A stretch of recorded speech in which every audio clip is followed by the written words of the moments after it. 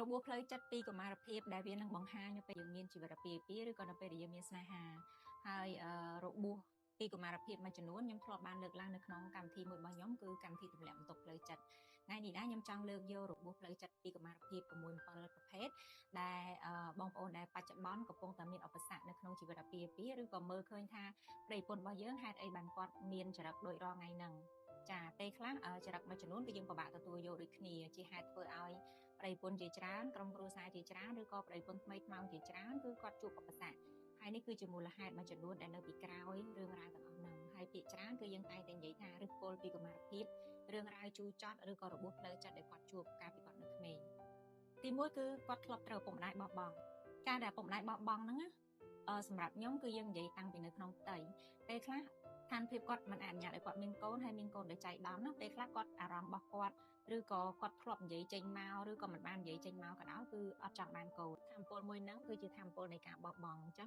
ងសម្រាប់ប្តីប្រពន្ធដែលពីកុមារភាពយើងធ្លាប់រងសម្ពាធធម៌ពលនៃការបោះបង់ពីឪពុកម្ដាយគាត់តែងតែព្រួយបារម្ភថាត្រូវគេបោះបង់ចោលអញ្ចឹងពេលដែលគាត់មានស្នេហាឬក៏មានប្តីប្រពន្ធក៏ដោយគឺអារម្មណ៍មួយហ្នឹងគឺវាតែងតែនៅជាមួយគាត់ដូច្នេះហើយអ្វីដែលគាត់អាចធ្វើហ្នឹងគឺព្យាយាមកុំឲ្យទទួលការឈឺចាប់អញ្ចឹងគាត់អាចផ្ដាច់ទំនាក់ទំនងមុនឬក៏និយាយពាក្យលេងលះមុនដើម្បីកុំឲ្យខ្លួនឯងត្រូវគេបោះបង់ម្ដងទៀតអារម្មណ៍មួយហ្នឹងមួយទៀតវិញគាត់បែរជាប្រភេទដែលទ្រាំជាមួយនឹងទំនាក់ទំនងដែលអត់មានសុខភាពមានន័យថាទោះបីជាប្តីប្រពន្ធរបស់គាត់នឹងមានរឿងផិតក្បត់អំពើហិង្សា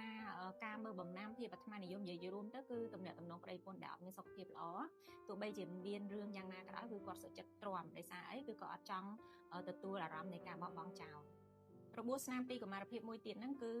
ពិបាកក្នុងការទុកចិត្តអ្នកដទៃដោយសារតែគាត់ធ្លាប់ជួបហេតុការណ៍ពីក្មេងឧទាហរណ៍ដូចជាពុកម្ដាយគាត់សន្យាអីមួយគាត់ប៉ុន្តែអត់បានធ្វើឬក៏បំភ្លេចចោលចាពេលខ្លះគាត់ធ្វើអត់បានឬក៏គាត់ភ្លេចតែក៏អត់មានហេតុផលប្រាប់កូនអញ្ចឹងកូនចំណាំទុកមួយចាម្ដងពីរដងបីដងសន្យានោះវាពាក់ព័ន្ធជាមួយនឹងរឿងរ៉ាវធំមួយចំនួនសម្រាប់កូនឧទាហរណ៍ដូចជាការសន្យាឲ្យកដោសម្រាប់ការខំប្រឹងរៀនសូត្រអញ្ចឹងបងប្អូនទាំងអស់គ្នាគិតមើលក្នុងនាមជាកូនយើងក៏ធ្លាប់ជាកូនយើងយល់អារម្មណ៍ហ្នឹងណាពេលដែលយើងខំប្រឹងធ្វើអី 100% ហើយស្រាប់តែការខំប្រឹងរបស់យើងហ្នឹងជួបជាមួយនឹងការសន្យាដែលអត់បានបំពេញលក្ខខណ្ឌឬក៏យើងនិយាយអាក្រក់ស្ដាប់គេថាសន្យាកុហកចាអញ្ចឹងនៅពេលដែលកូនមានបទពិសោធន៍ទទួលបទពិសោធន៍ជួបបទពិសោធន៍បែបហ្នឹងពីឪពុកម្ដាយខ្លួនឯងហើយសម្រាប់ក្មេងបងប្អូនអរគ្នាក្នុងនាមយើងជាកូនអ្នកដែលយើងជឿទុកចិត្តបំផុតគឺឪពុកម្ដាយហ្នឹងនឹងវាខកម្ដងហើយម្ដងទៀតម្ដងហើយម្ដងទៀតណាចាអញ្ចឹងគឺនៅពេលដែលគាត់ធំឡើងពេលដែលគាត់ខ្លាចជាប្តីប្រពន្ធគេឬក៏គាត់មានស្នេហាគឺគាត់អាចមានឧបសគ្គក្នុងការទុកចិត្តមនុស្សជុំវិញខ្លួនដោយសារអីដំបៅរបួសផ្លូវចិត្តចាស់របស់គាត់ហ្នឹងគឺសូម្បីតែអ្នកដែលគាត់ស្រឡាញ់បំផុតហើយអ្នកដែលស្រឡាញ់គាត់បំផុតដែលជាឪពុកម្ដាយរបស់គាត់ហើយនៅតែមិនអាចទុកចិត្តបានចង់ទៅរំអ្នកដទៃចាអញ្ចឹងគឺគាត់រស់នៅជាមួយនឹងជំនឿបែបចិត្តអញ្ចឹងតាមដានប្តីប្រពន្ធខ្លួនឯងជាប្រចាំណាចាមានន័យថាអត់ទុកចិត្តហ្មងអីក៏ដោយគាត់និយាយអីក៏ដោយគាត់ធ្វើគឺអត់ទុកចិត្តហ្មងអញ្ចឹងខ្លាយទៅជាប្តីប្រពន្ធដែលជាប្រភេទតាមដានប្តីប្រពន្ធដេញដោលសួរនាំនិយាយរួមទៅគឺតាមដេញប្រកាត់គ្រប់រឿងហ្មងរបួសស្នាមពីកុមារភាពមួយទៀតដែលអាចបង្ហាញនៅក្នុងជីវិតប្តីប្រពន្ធរបស់ពួកគាត់ហ្នឹងគឺការមើលងាយខ្លួនឯងឬក៏មិនឲ្យតម្លៃខ្លួនឯងកើតឡើងដោយសារតែពីទូចចាគាត់ត្រូវឪពុកម្ដាយអត់ខ្វល់ច្រើនពេកឬក៏អត់ឲ្យតម្លៃឬក៏គាត់ធំធាត់នៅក្នុង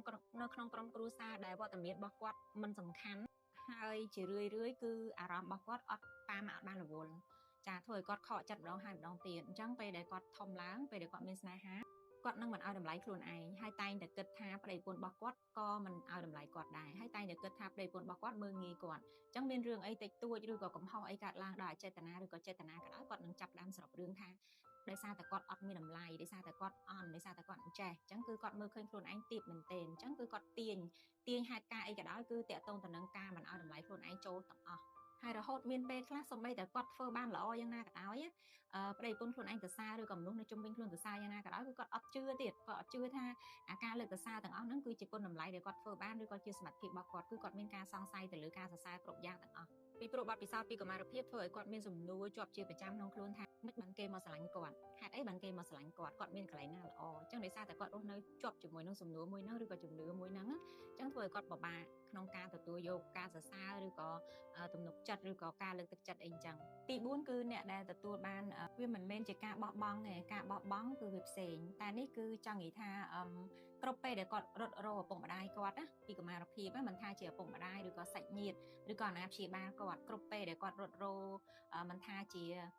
ចង់ប្រាប់រឿងអីល្អមួយឬក៏មានរឿងពិបាកចិត្តចង់និយាយជាមួយគឺត្រូវឪពុកម្ដាយដេញចេញហ្មងលក្ខណៈថាកុំនិយាយប៉ារវល់កុំនិយាយម៉ាក់រវល់អញ្ចឹងគ្រប់ពេលដែលគាត់រត់រោគឺតែងតែទទួលបានreaction បែបហ្នឹងពីឪពុកម្ដាយរបស់គាត់ឬក៏អាណាព្យាបាលរបស់គាត់អញ្ចឹងនៅពេលដែលគាត់ធំឡើងគាត់គឺជាប្រភេទមនុស្សដែលអាចធ្វើអ្វីៗគ្រប់បែបយ៉ាងដើម្បីឲ្យខ្លួនឯងឈឺឬក៏ធ្វើអ្វីគ្រប់បែបយ៉ាងដើម្បីឲ្យខ្លួនឯងអត់ទៅមុខលក្ខណៈថាធ្វើបាបខ្លួនឯងហើយនៅពេលដែលគាត់មានប្តីប្រពន្ធពេលខ្លះសំបីតែរឿងម៉ូមទេប៉ុន្តែគឺគាត់បកឲ្យវាទៅជាធំហ្មងឬក៏អូកាឡាដើម្បីឲ្យឆ្លោះគ្នាលក្ខណៈមានអំពើហិង្សាឲ្យខ្លួនឯងឈឺហ្មងលក្ខណៈបែបហ្នឹងពេលខ្លះយើងចេះគិតថាវាថៃរឿងម៉ូមទេប៉ុន្តែហេតុអីក៏អូសាច់រឿងបរិយាសាច់រឿងស្រែកកំហកឆ្លោះរហូតដល់បានទៅជាធំរហូតដល់បានទៅជាដល់ថ្នាក់មិនត្រឹមតែឆ្លោះពាក្យសម្ដីរហូតដល់ថ្នាក់អំពើហិង្សាទៀតបើសិនជាគាត់ធ្លាប់មានកម្មារភាពបែបហ្នឹងគឺគាត់មិនត្រឹមតែធ្វើបាបខ្លួនឯងទេអ្វីដែលគាត់គិតហ្នឹងគឺគាត់ថាវាគ្មានស្នេហាពិតចាសុភមង្គលគឺវាមិនដែលបានយូរទេអញ្ចឹងយើងនឹងរស់នៅជាមួយនឹងជំនឿដោយដែលខ្ញុំធ្លាប់ជួបណាខុសឆ្គងពីមុនគឺថាវាគ្មានស្នេហាពិតទេហើយក៏វាស្រឡាញ់គ្នាមិនបានយូរដែរគឺយើងតែងតែមានទ្រឹស្ដីបែបហ្នឹងអញ្ចឹងគឺយើងបិទអត់ជឿថាមានអ្នកណាគេមកស្រឡាញ់យើងមានអ្នកណាគេមកទ្រាំជាមួយយើងទេគឺតែងតែរស់នៅជាមួយនឹងទ្រឹស្ដីបែបហ្នឹងជំនឿបែបហ្នឹងមួយទៀតដែរអ្នកដែលពីកម្មារភាពធ្លាប់ជួបហេតុការណ៍ដែលស្រឡាញ់បែបស្អិតចង់និយាយថាស្អិតខ្លាំងគ្រប់ពេលគ្រប់វេលាឬក៏ហួងហែងដោយសារតែគាត់នៅពីក្មេងគាត់ឃើញរូបភាពបែបហ្នឹងអាចកាត់ឡើងនៅលើសមាជិកគ្រួសារឬក៏ពុកម្ដាយគាត់ផ្ទាល់អញ្ចឹងធ្វើឲ្យគាត់ភ័យហ្មងគាត់ភ័យថាពេលដែលធំឡើងទៅគាត់អត់ចង់បានប្តីប្រពន្ធបែបហ្នឹងឯងគឺថាប្រច័ណ្ឌហួងហែងដកឃ្លាមិនរួចហ្មងអញ្ចឹងធ្វើគាត់គ្មានសិទ្ធិសេរីភាពចឹងនៅពេលដែលគាត់មានប្តីប្រពន្ធគឺគាត់នឹង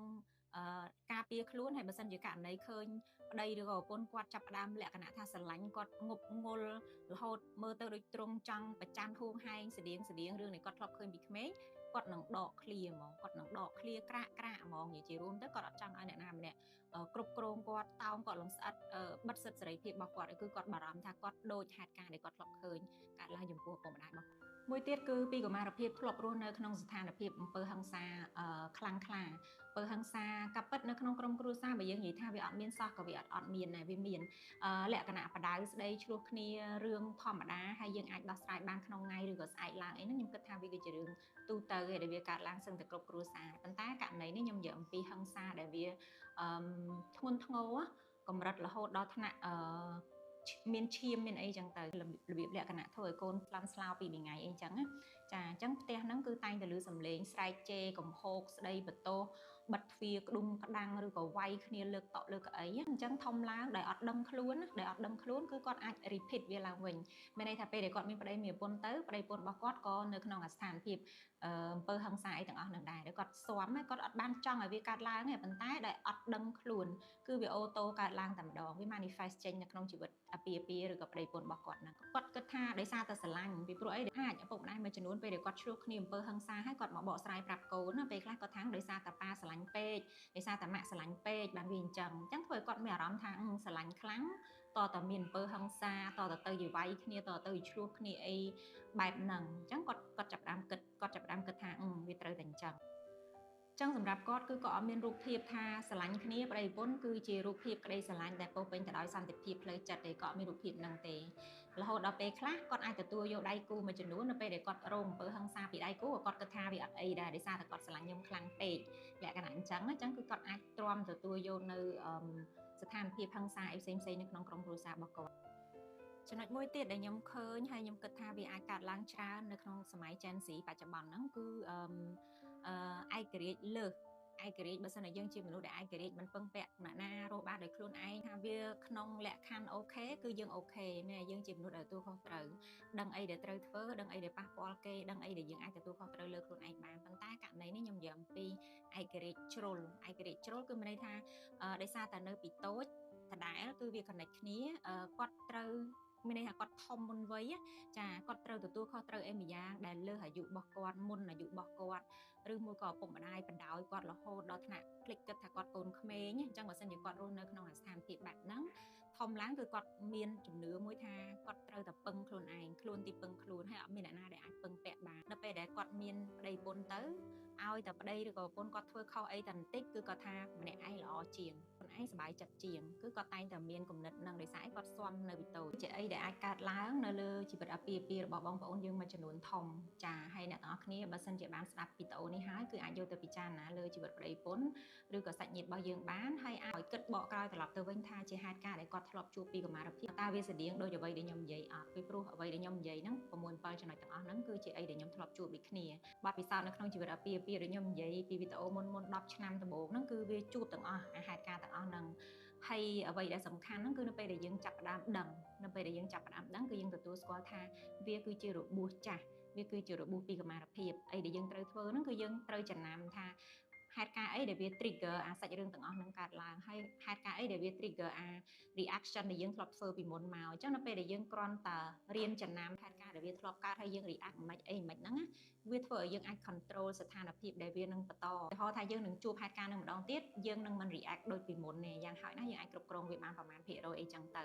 អាស្រ័យលើយើងពីព្រោះនៅពេលដែលយើងចាប់ផ្ដើមយល់ថាវាបណ្ដាលមកពីហេតុផលអីបានជាយើងមានចរិតហ្នឹងវាបណ្ដាលមកពីហេតុផលអីបានជាយើង react បែបនេះឆ្លោះគ្នាអញ្ចេះនៅក្នុងស្ថានភាពគ្រួសារអញ្ចឹងនៅពេលដែលយើងចាប់ផ្ដើមយល់ហើយពេលដែលវាកើតឡើងមកម្ដងទៀតគឺយើងរៀងធំជាងរឿងរ៉ាវទាំងអស់ហ្នឹងបន្តិចហើយអញ្ចឹងពីបន្តិចម្ដងហ្នឹងគឺយើងអាចចាប់ផ្ដើមរៀនគ្រប់គ្រងអារម្មណ៍ខ្លួនឯងគ្រប់គ្រងស្ថានភាពខ្លួនឯងបានមានន័យថាយើងអត់យកអារបួសផ្លូវចិត្តពីកុមារភាពហ្នឹងមកឲ្យវាគ្រប់គ្រងយើងនៅក្នុងស្ថានភាពប្តីប្រពន្ធរបស់យើងបច្ចុប្បន្នទៀតក្រៅតែពីយើងរៀនចំណាំហើយយើងអាចសរសេរវាចេញនៅពេលដែលយើងមានអារម្មណ៍បែបហ្នឹងម្ដងទៀតពីព្រោះវាចង់និយាយថាវានៅមួយយើងតាំងពីទូចរហូតដល់ឥឡូវអញ្ចឹងដល់ពេលហើយពេលដែលហេតុការណ៍កើតឡើងមិនដូចអីដែលយើងគិតក្នុងជីវិតអាពាហ៍ពិពាហ៍គឺយើងតែងតែគិតចង់ធ្វើដូចពីមុនអញ្ចឹងអ្នកទាំងនេះអាចចំណាំចេញមកហើយយើងព្យាយាមធ្វើខុសពីមុនចាដូចតែមានពាក្យស្លោកមួយគេនិយាយថាបើ